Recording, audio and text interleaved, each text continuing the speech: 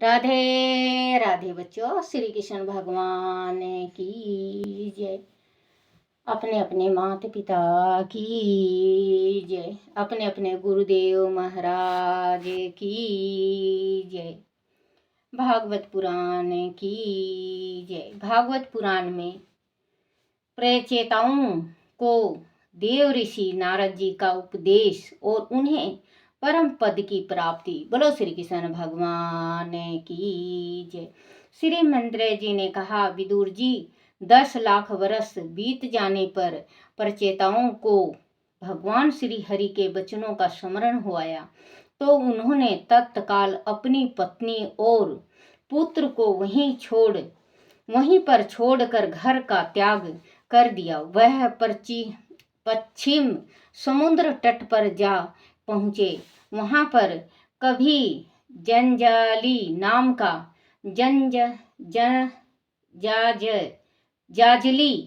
का मुनि ने सिद्ध प्राप्त की थी। उन्होंने विचार किया कि सभी प्राणियों में आत्मा भगवान का ही स्वरूप विद्यमान है। इस ब्रह्मा सूत्र का संकल्प करके उन्होंने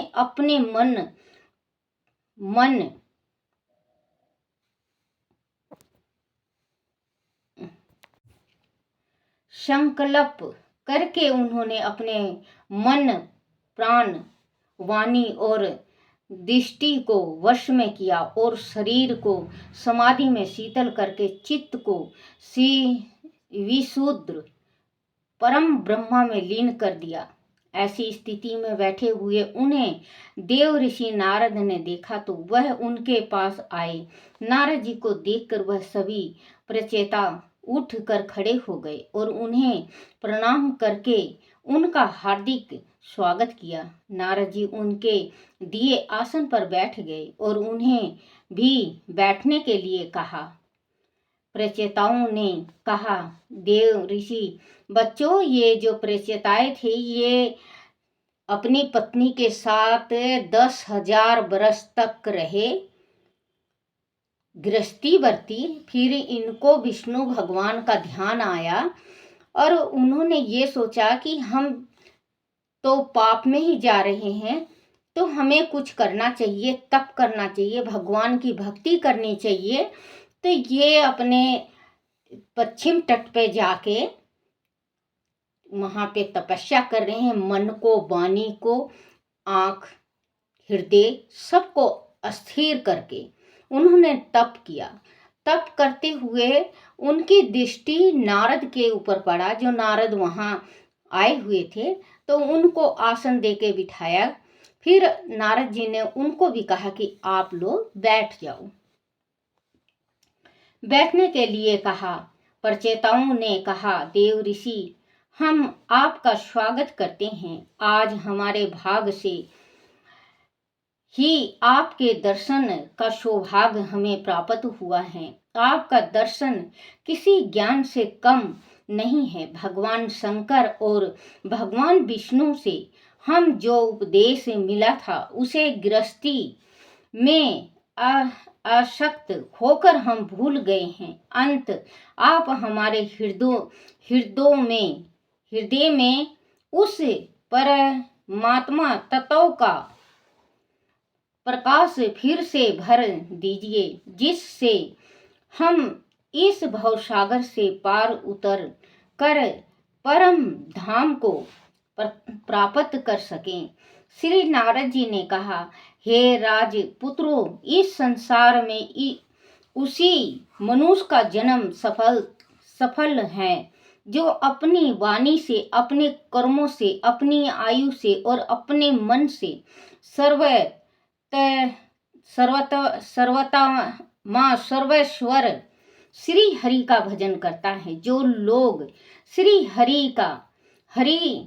हरि की लीलाओं में अपने चित्त नहीं लगा पाते, उनका जन्म, उनके संस्कार, उनका तप, उनका कर्म, उनका स्वाध्याय, उनके व्रत अनुष्ठान, वेदों का अध्ययन आदि सभी कुछ व्यर्थ हैं।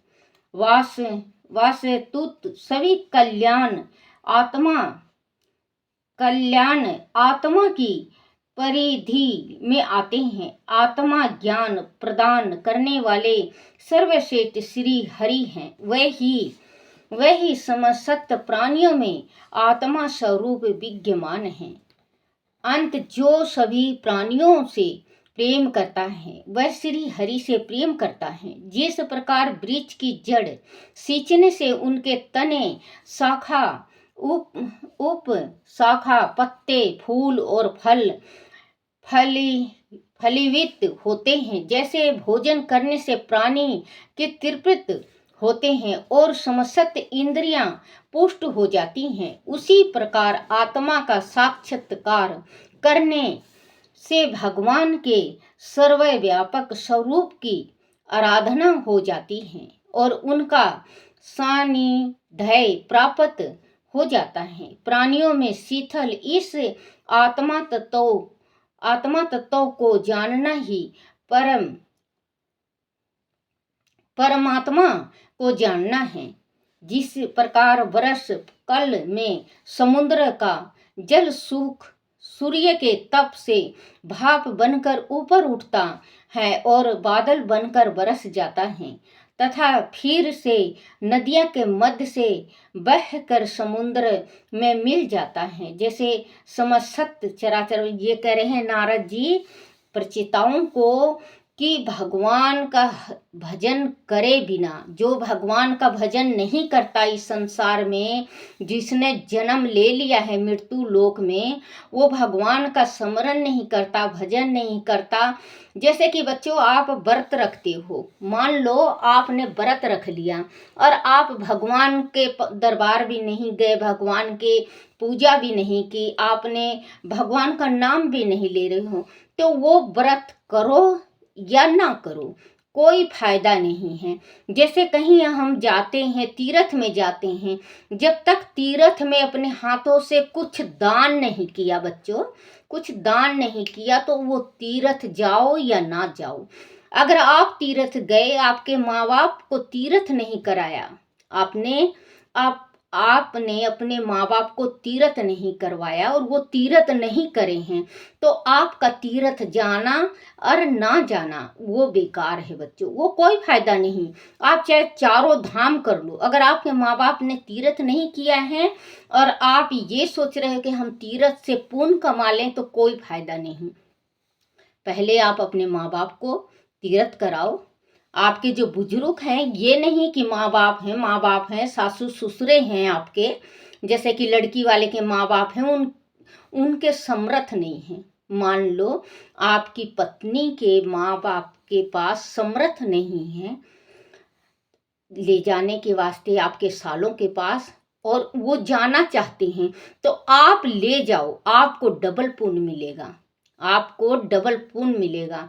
जो आप तीर्थ करवाओगे तो डबल पुण्य मिलेगा, क्योंकि आप एक अपनी पत्नी के माँ बाप को ले जा रहे हो, उनका पुण्य है, और एक उनके साथ आप तीर्थ कर रहे हो, क्योंकि डबल पुण्य मिलता है बच्चों। ये नहीं कि आपने सोच लिया कि हमें चारों धाम करना है, आपके माता पिता ने किया ही नहीं, तो कोई फायदा नहीं। वो आप घूमने गए हो, तीर्थ नहीं कहलाएगा, उसका कोई मकसद नहीं है उसका। तो बच्चों आप जैसे कि घर में स्नान करते हो, वही स्नान आपको फल मिलेगा। और बादल बनकर बरस जाता है तथा फिर से नदियों के मध्य से बहकर समुद्र में मिल जाता है, जैसे समस्त चराचर जीव इस पृथ्वी से जन्म लेते हैं और फिर उसी में मिल जाते हैं, उसी प्रकार यह समस्त जड़ चेतना प्रकृति श्री हरि से ही उत्पन्न होती है और फिर से उन्हीं में लीन हो जाती हैं। कह रहे हैं नारद जी इनको प्रचेताओं को कि जो इस धरती पे जन्मा है उसे आज नहीं तो कल मरना ही है, वो एक दिन इस धरती को छोड़ के जाता ही है। मृत्यु लोक भगवान ने इसी वास्ते बनाया है, क्योंकि जैसे जल है बादल बन के बरसता है, समुद्र से उठ के बरसता है और फिर नदियाँ, छोटी छोटी नदियों से आता हुआ उसी समुंदर में सारा का सारा जल आ जाता है।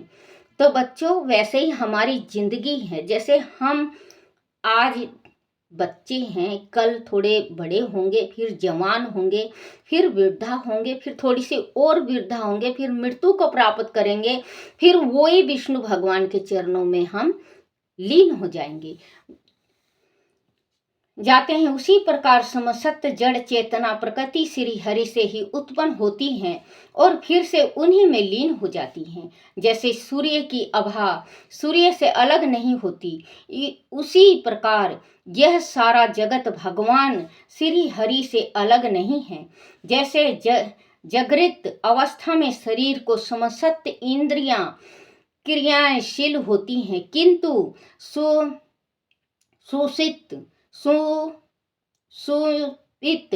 अवस्था में, मतलब सोने के बाद, वह शरीर में नाशी क्रिया हो जाती है, नाश क्रिया हो जाती है। जैसे जागृति में, जैसे अभी मैं जग रही हूँ, तभी मुझे पूरा महसूस है कि कौन आ रहा है, कौन जा रहा है, मेरे शरीर में कहाँ तकलीफ है, कैसी है, खाना खाना है, पीना करना है, ये सब मुझे मालूम है। लेकिन जिस टाइम इंसान सो जाता है तो वो मरे के बराबर हो जाता है, उसे किसी चीज की महसूस नहीं होती।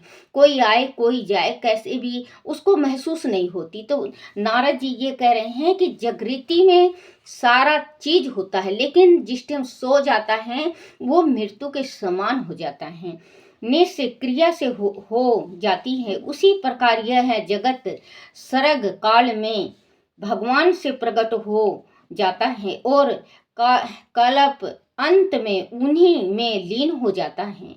जैसे बादल अंधकार और प्रकाश आकाश में प्रकट होते हैं और फिर उसी में लीन हो जाते हैं, किंतु आकाश उन में लिप्त नहीं होता। उसी प्रकार प्रकृति की यह सत्य राज और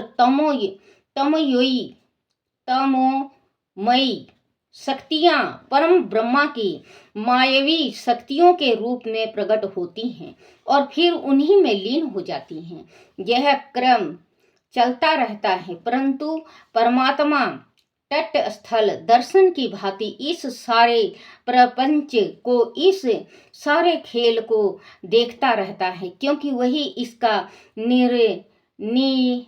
नियत होता है वही, और वही इसे समाप्त करने वाला होता है। भगवान सबको देखता है। जैसे कि बच्चों, हमारे कईयन पुष्ट आई और चली गई, भगवान को पता है कि हमारे कितने पुष्ट आए हैं और चले गए। भगवान देख रहा है, हमें नहीं पता। हमें तो 5 पीढ़ी 7 पीढ़ी, ज़्यादा करेंगे 10 पीढ़ी, बच्चों 10-11 पीढ़ी बस याद रहता है। भगवान को पता है कि हमारी कितनी पीढ़ी आई है और कितनी पीढ़ी जा ली। परमात्मा सारा खेल तमाशा देखता है कि इनकी पीढ़ी में कौन भगवान होता है, कौन धार्मिक होता है, कौन पापी होता है, कौन पुण्य आत्मा होता है, कौन हरि को जपता है। क्योंकि राक्षस के घर में प्रहलाद ने जन्म लिया, सारे 7 पुस्त को तार दिया, ध्रुव भक्त हुए, देख लो आज आसमान में चमक रहे हैं, क्योंकि ये भी माँ के गर्भ से मृत्यु लोकी में पैदा लिए थे। सन्यासी भी मृत्यु लोक में हुए हैं, जो जिनका नाम ग्रंथों में लिखा गया है। तो बच्चों, ऐसा कुछ काम करना चाहिए कि हमारे मरने के बाद भी वो चीज रहे, कि कम से कम 3-4 पीढ़ी तो जरूर याद रखें बच्चों। ऐसी चीज हमें छोड़ के जानी चाहिए, कुछ ऐसी धार्मिक चीज छोड़ के जानी चाहिए कि 2-3 पीढ़ी तो वो जरूर याद रखें कि हाँ भाई, ये मेरा दादा था, ये मेरी दादी थी, ये मेरे ऐसे थे, मेरे वैसे थे। देखो बच्चों, इज्जत संसार में चलोगे आप, इज्जत जीवन बीत जाएगा, पूरी उम्र लगा दोगे, इज्जत कमाना बहुत मुश्किल है। और अगर आप की बदनामी करवानी हो तो 1 सेकंड में इज्जत खत्म, 1 सेकंड में। कोई भी नहीं सोचेगा कि ये इतना इज्जत वाला है। तो बच्चों, अपनी इज्जत बिल्कुल ही संभाल के रखो और ऐसा कुछ करके जाओ जो कि जैसे ध्रुव भक्त का और प्रहलाद भक्त का और अनसुईया माता का, सुभद्रा का, सीता का, बच्चों जो आज मृत्यु लोक में गाथा है, राधा का, कृष्ण तो भगवान थे, राधा का बहुत ही ज्यादा जैसे भविष्य हुए, बच्चों भविष्य हुए। अगर रावण लात मार के नहीं निकालता तो भविष्य रावण नहीं मरता। भविष्य को लात मार के जो निकाला गया है तो रावण मरा है, क्योंकि भाई को कभी, छोटे भाई को कभी लात नहीं मारना चाहिए, ना कड़वी वचन बोलनी चाहिए। बच्चों, छोटा भाई बेटा के समान होता है, छोटी बहन बेटी के समान होती हैं, बड़ी बहन मात के समान होती हैं। तो बच्चों, यही आप अच्छा करोगे तो अच्छा। किसी ने कहा था, कल भी कहा था मैंने, कि किसी ने कहा था कि बोले साथ क्या चीज जाता है, साथ इंसान के जो जीता है जब भी रहता है, मृत्यु के बाद भी जाता है अच्छाई। उस इंसान की अच्छाई जीते जी भी उसके साथ रहेगी और मरने के बाद भी रहेगी, पुण्य और अच्छाई। वह क्रमश चलता रहता है, परंतु परमात्मा तटस्थल दर्शन की भांति इस सारे प्रपंच को, इस सारे खेल को देखता रहता है, क्योंकि वही इसका नियत होता है और वही इसे समाप्त करने वाला होता है। अंत तुम इन श्री हरि का ध्यान करते हुए सभी जीवों में उन्हीं के आत्मा तत्वों को पहचानो, उससे प्रेम करो, उसे संत को अर्पित करो और उनके बिना तुम्हारा अपना कोई असी तत्व है इसे भूल जाओ। श्री हरि का भजन ही सत्य कल्याण का सुगम मार्ग है। वह श्री हरि समस्त जीवों पर दया करने वाले भक्त उत्सल प्रभु हैं। जीव में जो कुछ मिल जाए उसी पर संतोष करने से, समस्त इंद्रियों को वश में करने से, निष्काम भाव से अगर एकाग्रचित्त होकर भक्ति करने से प्रभु श्री हरि अति शीघ्र प्रसन्न हो जाते हैं। जिसका हृदय संसारिक इच्छाओं के निकल जाने से शुद्ध हो गया है, उन संतों के हृदय में भगवान श्री हरि स्वयं चल कर आते हैं और अपने भक्तों के अधीन हो जाते हैं। भगवान श्री हरि तो परम रस ज्ञान है, वह सभी से प्रेम करते हैं जो उनके बनाए जीवों से प्रेम करते हैं, जो किसी प्रकार का भी भेदभाव अपने मन में नहीं रखते। भगवान उन्हें अपने निकट आसन पर बिठाते हैं। जो लोग अपने ज्ञान, धन कुल कर्म और बल आदि के मध्य में उत्तम होकर साधु जन का तिरस्कार करते हैं, उन दुर्बुद्धियों की सेवा प्रभु कभी स्वीकार नहीं करते। ऐसे प्रभु को कोई क्षण मंत्र के लिए भी कैसे छोड़ सकता है। जो भक्तों की पुकार पर नंगे पैरों भागे चले आते हैं, तुम्हें उनका ही ध्यान करना चाहिए। विदुर जी देव ऋषि नारद के द्वारा भगवान श्री हरि का इस प्रकार से स्मरण दिलाने पर प्रचेताओं का हृदय गदगद हो उठा। भगवान श्री हरि की याद में उनकी आंख में आंसू बहने लगे। देव ऋषि नारद उन्हें आशीर्वाद देकर परम लोक चले गए।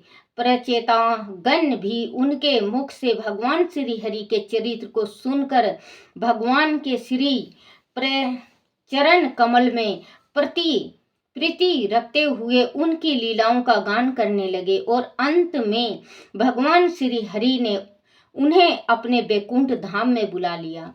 इस प्रकार आपने मुझसे श्री नारद जी और प्रचेताओं के विषय में भागवत कथा के संबंध में जो कुछ कहा था वह मैंने आपको सुना दिया। श्री सुखदेव जी ने कहा, राजन, यह तक सव मनु के पुत्र उतान पद के वंश का वर्णन हुआ है। अब तुम्हें मैं प्रिय व्रत के वंश का विवरण सुनाऊंगा। राजा प्रिय व्रत ने श्री नारद जी के आत्मा ज्ञान का उपदेश पाकर भी राजभोग किया था और अंत में वह इस संपूर्ण पृथ्वी को अपने पुत्रों में बांटकर भगवान श्री हरि के परम धाम को प्राप्त हुए थे। राजन, श्री मंत्रे जी के मुख से भगवान श्री हरि की लीलाओं को सुनकर विदुर जी प्रेम मगन होकर आंसू बहाने लगे थे और अपने हृदय में भगवान श्री हरि की पावन मूर्ति को शीतल करके उन्होंने अपने मस्तक श्री मंत्रे जी के चरणों पर रख दिया था। उन्होंने श्री मंत्रे जी का आभार जताते हुए कहा था कि उन्होंने अपनी करुणामयी कृपा से उनके हृदय को वह पहुंचा दिया है जहां श्री हरि विराजते हैं। श्री मंत्रे जी के प्रति कृत्य ज्ञान प्रकट करते हुए विदुर जी ने उन्हें प्रणाम किया और उनसे विदा ली। फिर वह शांत चित्त होकर अपने बंधुजनों से मिलकर हस्तिनापुर चले गए। राजन, जो पुरुष भगवान के शरणगत राजाओं का यह पवित्र चरित्र सुनता है उसे यश, धन, मोक्ष, सद्गति, ऐश्वर्य और दीर्घ आयु की प्राप्ति होती है। बोलो श्री कृष्ण भगवान की जय। बच्चों, जो इसको पढ़ता है, ये ऋषियों का, ये राजाओं का, जिसमें भगवान विष्णु का भी है और इसमें भोलेनाथ का भी है, नारद का भी है, ब्रह्मा का भी है और ऋषियों का भी है, राजाओं का भी है। जो इसको पढ़ता है और सुनता है और स्मरण करता है, शिव हरि का जाप करता है और भगवान का हृदय से नाम लेता है, उसका बच्चों मुक्ति हो जाती है उसको, क्योंकि वो मृत्यु लोक में भी रह के वो स्वर्ग का सुख पाता है जो सुनता है। जो बच्चों, विदुर जी के आंखों में जब ये कह रहे थे मंत्रे जी, तो विदुर जी के आंखों में आंसू आ गया। विदुर जी हस्तिनापुर गए, अपने परिवार से मिल के फिर वो आगे जाएंगे, क्योंकि ये जो विदुर जी थे ये दासी के पुत्र थे। तो इन्होंने ये जो अंडे का पुत्र था कह के निकाल दिया था, तो इसी वास्ते ये बच्चे वहां से चले गए थे। ये बोलो श्री कृष्ण भगवान की जय।